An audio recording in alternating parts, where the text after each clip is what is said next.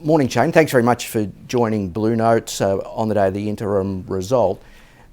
The key numbers there, whether we're talking EPS, cash earnings, ROE, dividend, they're all flat or even slightly improved, and yet the overall tone is a very difficult environment. Can you talk us through the major factors there? Actually, every year one of the more difficult conversations we have about the result is how do we describe it in a few words. And this year we kind of stuck on the word balanced, because it is a balanced result actually, because the environment's actually been quite tricky.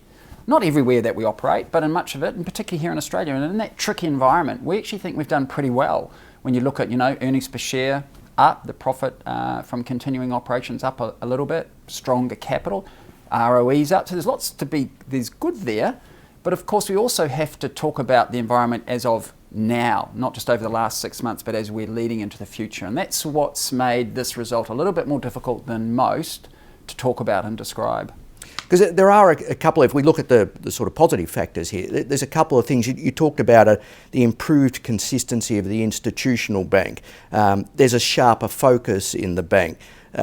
You've unwound some of the tighter lending requirements.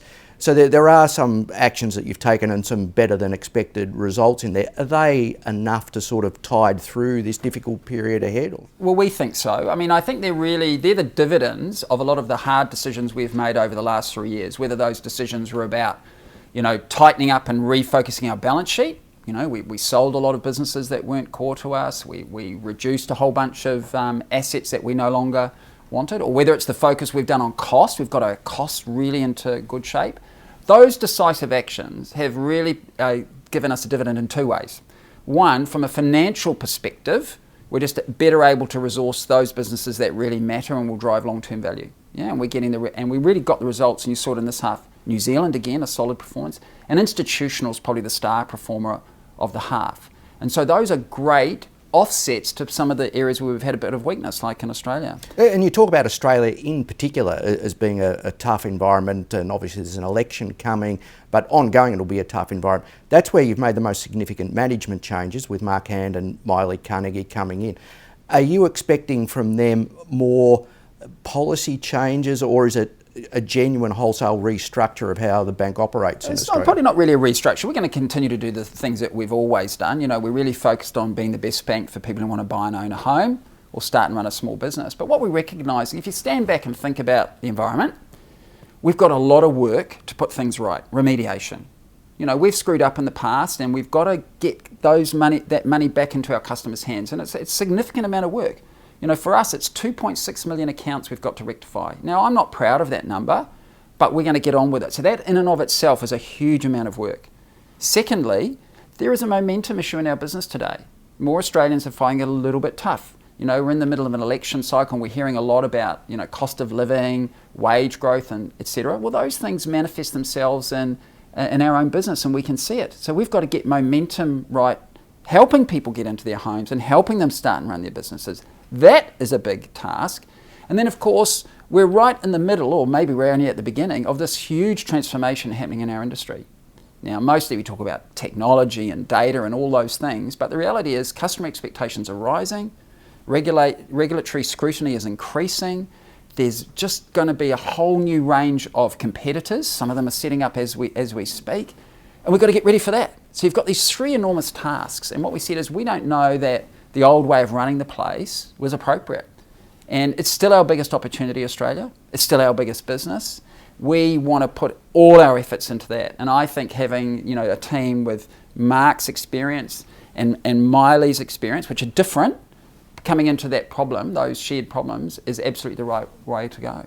So when we look at the result today, and you talk about how it was a balanced result and there was good, consistent performances, what elements in particular of what we've seen in today's result are those things that give you the confidence that you're talking about? So we've had our fifth half of costs down. So we're actually bringing the cost of running the bank down every half. And we're down another 1%. So that means we've absorbed inflation. We've absorbed the fact we're continuing to invest in the business. We've got more compliance costs, and we've brought costs down. That's a great point. We've continued to strengthen our capital. Our capital levels, we are the best capitalised major bank in Australia. So we've got stronger balance sheet than we've had before. Our institutional business that we really leaned into hard 3 years ago in terms of transforming it, produced a great result strong revenue growth, costs out again, returns up. So this is about, really delivering results from the decisions of the past. And that's what I feel really good about, and that gives us confidence that if we put that same focus, attention and weight into dealing with the problems we're confronted with today, this is a team that deserve credit for that, and that will and can deliver. And bearing in mind that it is a challenging environment, are there any particular elements, the credit cycle or anything that you're looking at cautiously? Sure, the credit cycle is an interesting one. I mean, look, the economy in Australia, and again, it's mostly about Australia in terms of the result at the moment, is in really good shape.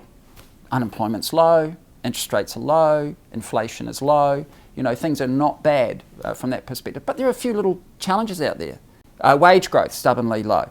Now, there's lots of theories about that, and I'm not the right person to talk about it, but that has an impact on our business. So we are a little bit worried about families out there doing it a little bit tough, and we see it in our own data.